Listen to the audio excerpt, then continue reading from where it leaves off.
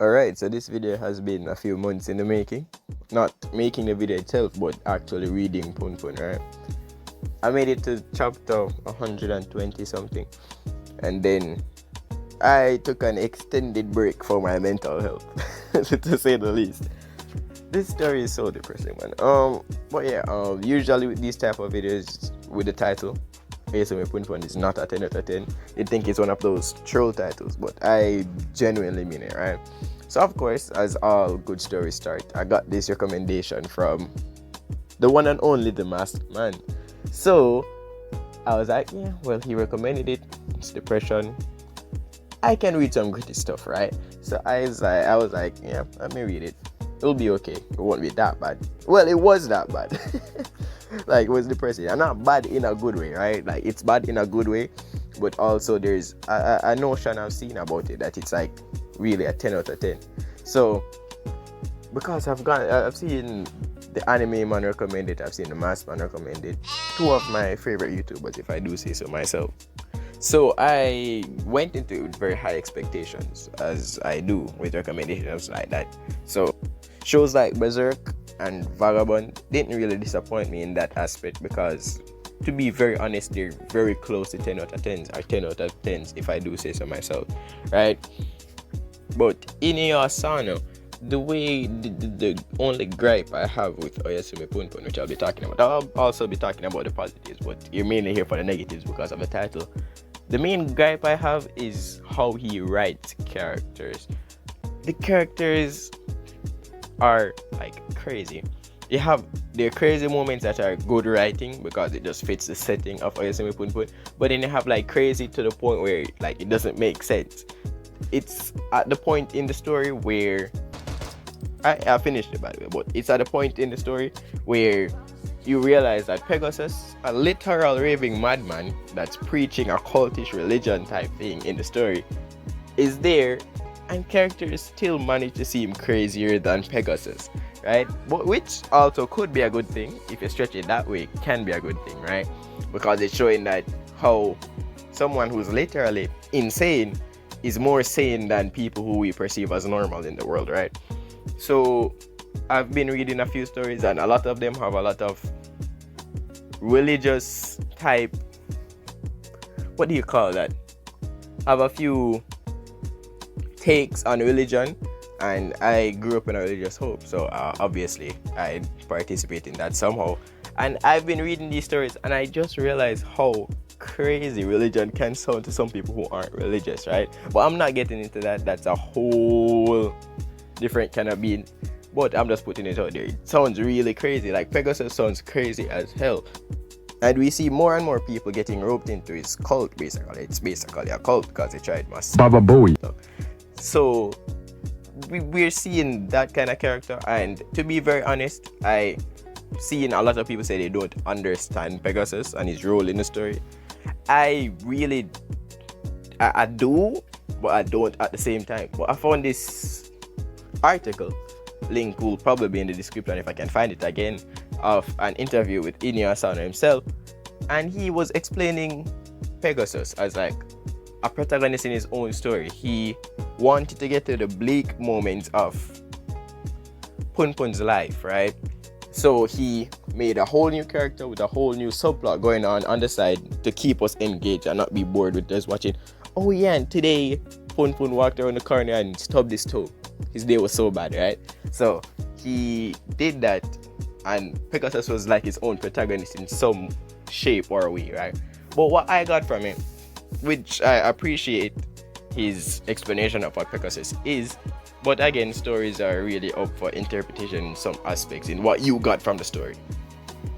I'm not claiming to write whatever he wrote, but what I got from it was that Pegasus was a clear indicator of a true madman who seemed more sane than the normal sane people. It's the same kind of deal where sometimes the Batman actually seems more insane and villainous than like the Joker, right? It's that kind of thing that I got from it. So that's how I perceive Pegasus. That's my opinion on it. Oh, and don't let the minimalistic look of the main character fool you. Inio Asano can draw, bro. Like, the art in Punpun or Yasumi Punpun is crazy good. It's like really good. Not like one of my favorite artists of all time, but he can draw really, really, really, really, really well. So if you think the art style, quote unquote, is a turn off, trust me, it's just a main character and it's done for a narrative reason. The art is good. So yeah, trust me, you can read the story. So yeah, you have a few crazy characters now that I'll get into. Punpun himself is crazy, obviously. But one I didn't expect to be as crazy, Aiko. Tanaka Aiko, the main girl of the story, right? Even though Team Sachi for the win, even though she's crazy as hell too. But yeah, the main girl, Tanaka Aiko, she's crazy as well. And her and Punpun meshing together is just a big ball of craziness, right? But my favorite section from the story was indeed the part with Uncle Yuichi.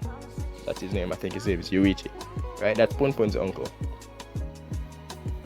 And we got his plotline with his wife Midori, who was, spoiler alert, also crazy as hell. We get his plotline with her. We see him going through his depression, and I think that's where Inu Asano hit the best of his creative stride in the story. That part was the part that indeed touched me the most. I had me the most engaged in this story, right? So we see his depression, we see what he's going through, and even though I'm not one who is clinically depressed myself, I could see where he's coming from and I could understand the emotion of the story at that point. Another honorable mention for what could be my favorite part of the story is the scene with Aiko and Punpun at the beach. No words were used in that scene. It's just a sequence of images, which I believe is called sequential imaging. But there were no words used, but I could feel every emotion seeping through the page. I could feel the intention of the writer through the page with no words. So it's a very suitable candidate for my favorite part of the story as well. It was also a very nice change of pace from the tense part of the ramping up of the story. At that point in the story, it was getting very depressing with the whole tension. I don't want to spoil right here, but it just showed how much of a genius Asano is at writing some of the time, because he put that smack dab in the middle of the most tense part of the story, and it was just beautiful. Midori now. Midori. She... Our boy, Punpun. She's crazy as hell. There's no real like justification for her craziness. I mean, like, except her husband being crazy himself and going off and trying to kill himself. So she's crazy, right? So the part I don't understand and I'd like clarification on in the comments is, at the end of the story, did she die while giving birth? That's what I thought. I googled it and no one seems to be talking about it. So I think she died when she gave birth. And the son is just the embodiment of all of that depression now for Yuichi, and even worse, she died. But the question that would present is a child wrong for that kind of thing? Should he take it out on a child? Like, I mean, obviously not, but you know, Yuichi isn't the most sane of people. So that's a question it brings. And also, we get an indication that Sachi, that's Punpun's now girlfriend, if you want to call her that, she's writing a manga about Punpun's life, and we're supposed to assume that the Punpun name, like Oyasumi Punpun, but Punpun Onodera, that name is a filler name and not actually a indication of our main character of the story, right? Because we've seen it done a lot with his shape and how he appears, right? Everyone is looking normal, but he's the special one, the one we're focusing on. But you can't really call it special because he's less designed, less defined than everybody else. So is he special, or is he just that unspecial that he doesn't deserve true character design? And this character design is used throughout the story to express different emotions, express different things Punpun is going through. So we will see that kind of thing shifting. It became a triangle at one point, even though Asano said it didn't really mean anything. But he said some of the designs didn't really mean anything, but he clarified that him becoming a triangle was the most simple of tetrahedrons, right? So he's just a very simple person in that time in his life, right? and we see the usual bird form. Bird, I think that's a bird. Usual bird form, which represents Punpun's pure state, and then we see the black devilish looking one. That's all of the negatives. So we see him shift between the negative side and the pure side a few times. So we know that this has some kind of implication to it. So we added back to my original point because I pondered on a bit there. Sachi, I think it's implied that Punpun Onodera isn't his actual name. So yeah, that's fun to think about. As I said, please enlighten me in the comments. I'd really like a lot of clarification on some of the things. But I enjoyed the story nonetheless. It's not a 10 out of 10 though, because some of the character interactions are just weird. They're just like weird. It's not, some of it's just like not realistic enough as like character writing for me. But to each his own, I guess. I really still did enjoy the story. But one more thing on the story. God, the use of God in this story. It's not a gripe, by the way. I'm talking about positives. The only negative I had was the character writing being weird. I remember not so much writing as in like the character interactions being like weird and like very outlandish, right? But yeah, positives. I'm saying on positives. God, the use of God in this series is really interesting to me because as you see, everybody has their own God, right? Own separate God. But not everybody has gods, right? It's the people who we perceive in the story as like stupid, naive to a sense, like Shimizu and Punpun, they're the main ones we've seen with quote unquote gods. And it's just something they have to console them in their time. So I really like the fact that it turns out that Punpun's god was just a manifestation of his own like dark desires.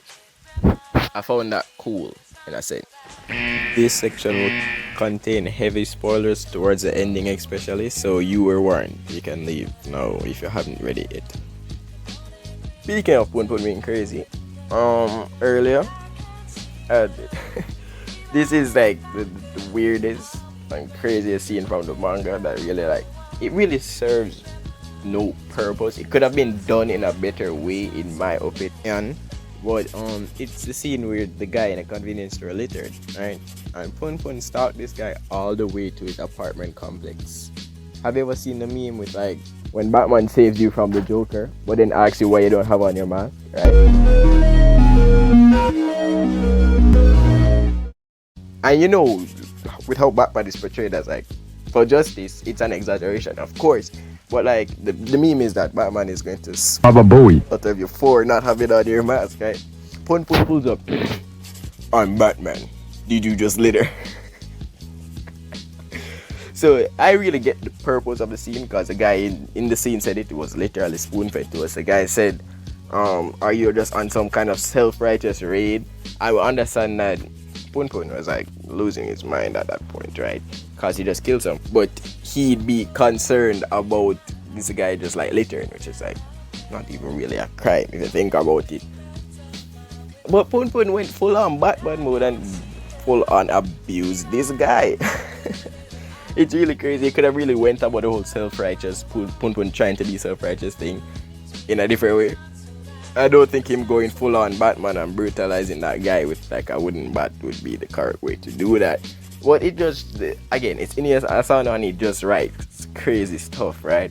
So of course Punpun has to be crazy. So he just did that. Well, yeah, it's not really like bad. It was just so hilarious that it just took me straight out of like the depression mode that the story was trying to bring across. Before I end though, this section contains massive, major spoilers, right? I'm talking about the ending. So I've seen the Masked Man said he cried for the ending. I don't share that sentiment. It didn't happen for me at least. But when you think about it, I thought about it. Because at first I was like, wow, that's a pretty happy ending for Punpun. I don't see how that's really sad. But after I reread the ending, I read the ending twice. I haven't reread the whole story twice. I've read the ending twice though to understand it. It really was the worst outcome for Punpun, if you think about it. Because after being on the run for murder. I don't know how he hasn't been caught yet, by the way, just saying. But I guess Japanese law enforcement just be slacking, I guess, or something.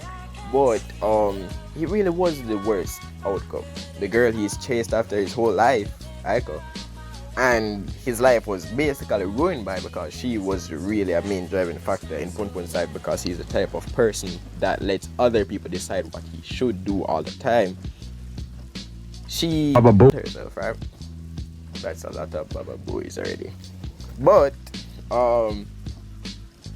he tried to go right after her, right? Chasing after her as usual, even to death.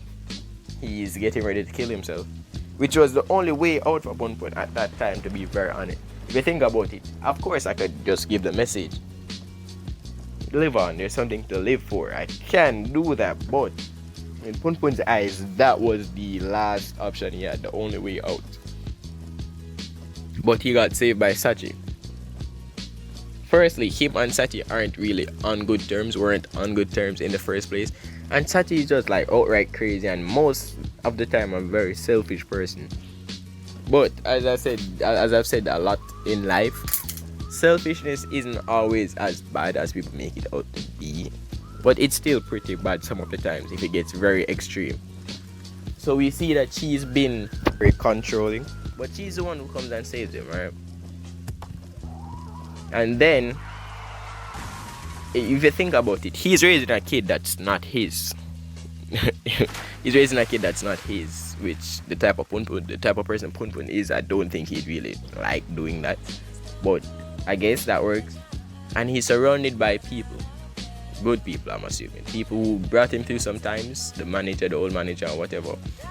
Sachi, her sister, that one girl and her boyfriend. I don't remember their names because I took an extended break.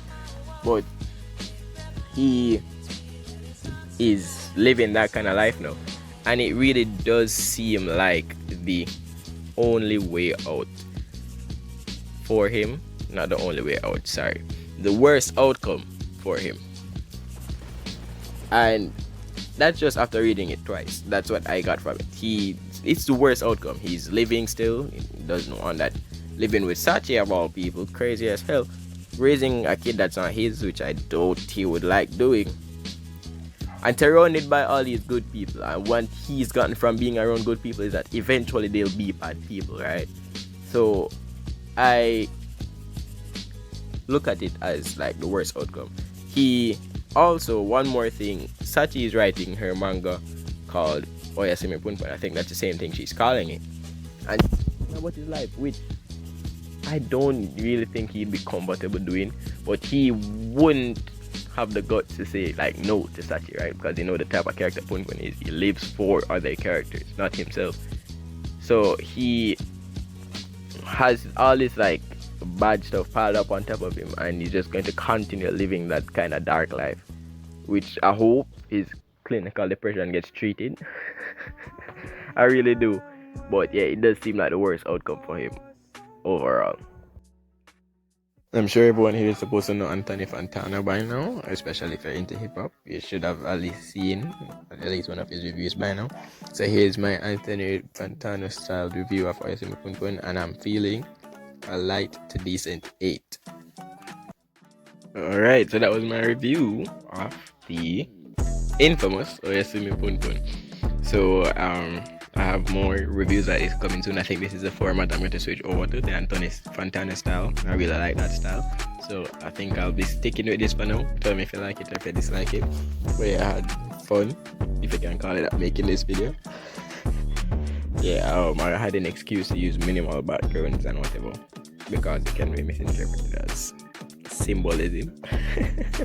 It's just an excuse of me being lazy, but yeah, we can call it that. So I will also be reviewing series that I've like talked about on my channel before in this Anthony Fantano style, so don't think they're crossed out. But I'm also taking suggestions, so I will continue this on for as long as I can.